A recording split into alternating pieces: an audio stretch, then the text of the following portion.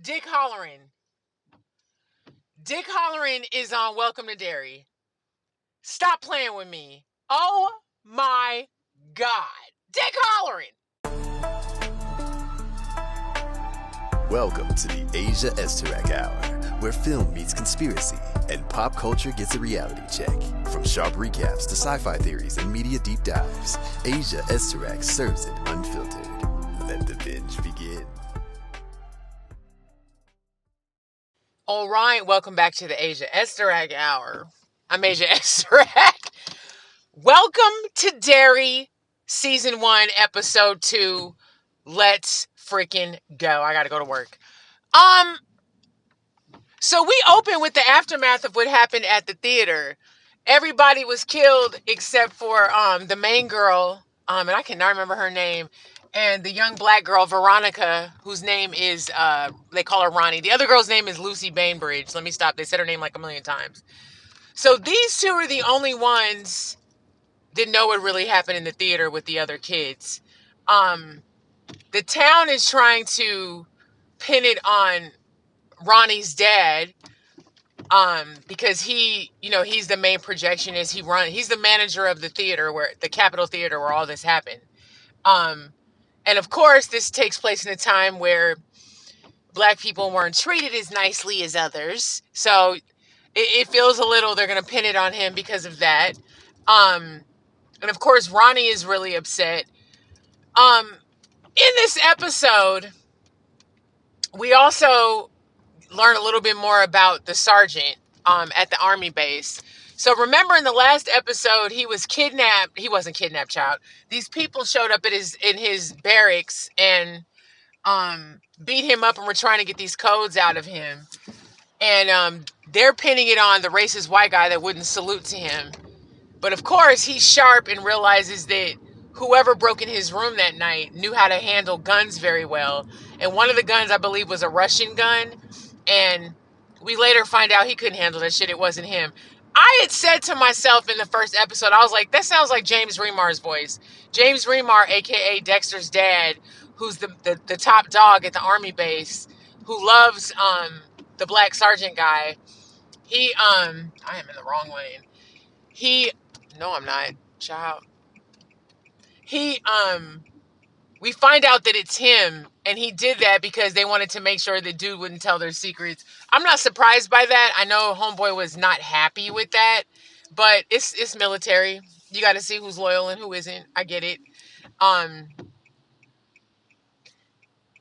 Let's talk about Dick Halloran, y'all. So Dick Halloran was in the first episode. He didn't speak. This episode, we get a taste of him.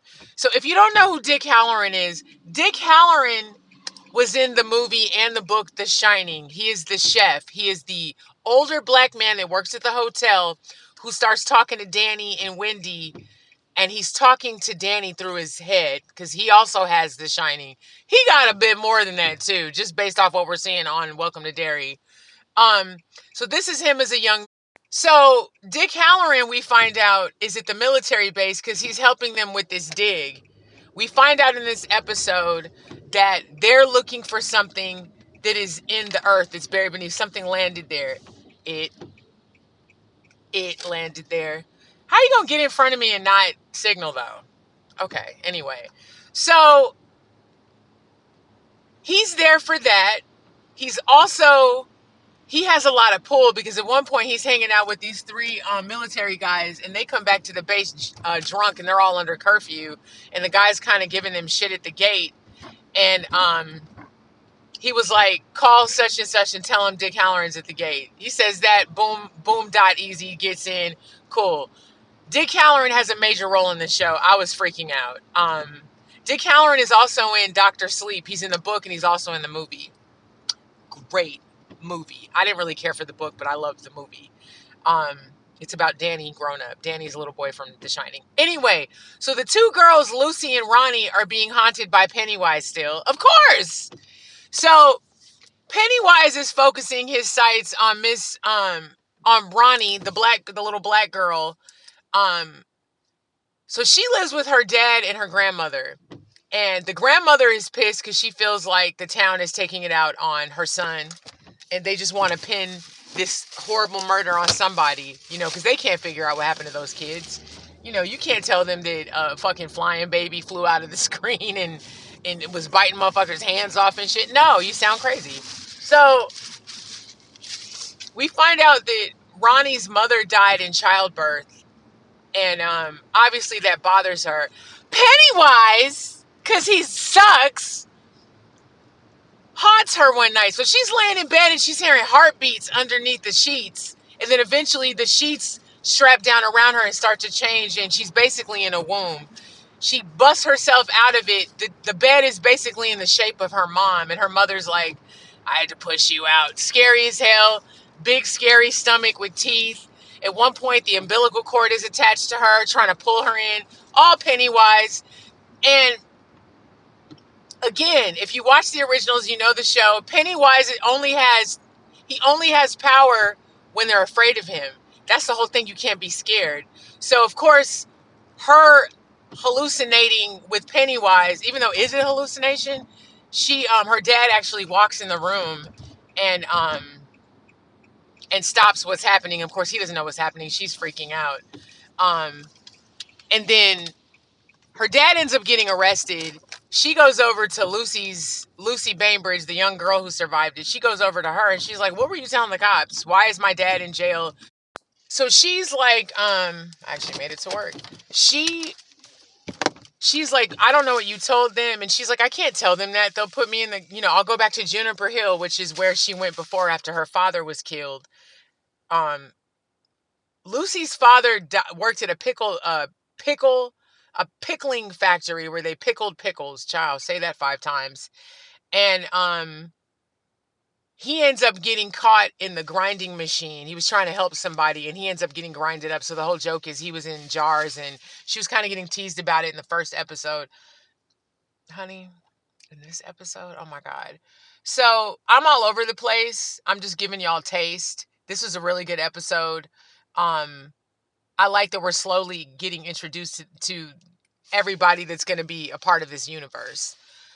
But Lucy goes shopping, and basically the shopping grocery store, whatever, the aisles start closing in on her, and she gets stuck in an aisle full of pickle jars and starts seeing her dad in the pickle jars. This motherfucker done fall out the pickle jars. This shit was scary. He forms into it's like different parts of him are in the pickle jars, all forming. She's in the corner screaming, it's Pennywise. So he's trying to scare her. He's rolling up to her as her dad, talking about, give me a kiss, tongue sticking out, head all horrible, terrifying. And of course, the people in the grocery store are like, Lucy Bainbridge, what are you doing? Are you okay? And she comes to, and she's on the floor in front of a broken jar of pickles. We find out at the end of this episode, after the sergeant learns that the main dude tested him over these codes, he shows him the restricted area on the military base, and that's where you find out that there's something buried in the earth that they're looking for, and they know that it has a type of fear. It incites fear in people. This is why they hired the black dude, the black sergeant, because he was like, you have skills that you can handle this. What are his skills? And I love that he's the dad of Mike Hanlon in the main It that we all know, the black kid. This is his dad. I love it. I love it. So at the end, they find a beacon, right? This beacon. So they pull it out of the earth, and it's an old car, and they find a bunch of bodies in there, a bunch of skulls, like skeletons. And Dick Halloran's like, I told you. So the episode ends there. This is a great ass show. And I love it because you don't have to watch it to understand it, because now you're actually getting the history of Derry. Pennywise is terrifying. They are really sticking to the book. I'm so here for it. Anyway, happy Monday, you guys.